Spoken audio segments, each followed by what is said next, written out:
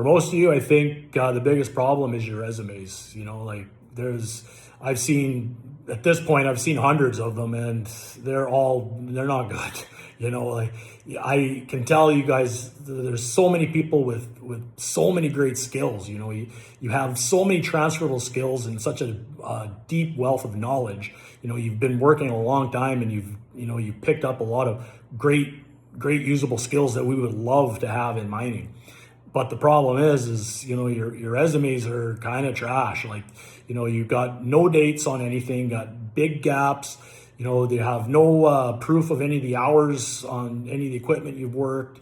No references. That's a big one. Like maybe 5% of resumes ever have references. The employer doesn't want to go calling you and asking you if you can give them references upon request. They just want, if they want them there, they're just going to call the guy. If they got to go working to find out if you're, a good man, they're not going to bother, So get the references on there. If you have certifications, you don't have to have a ton of certifications working in the mining industry, but if you have them, showcase them, and not just plaster them on there.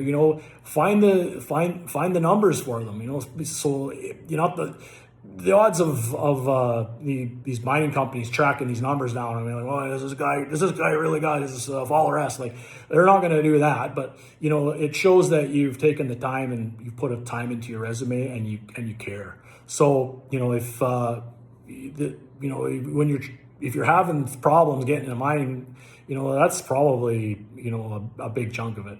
Another is you gotta develop the skills and network, and you gotta make connections, and that's gonna go a long way. You do all that, you're gonna have 10 extra chance of getting a mining job.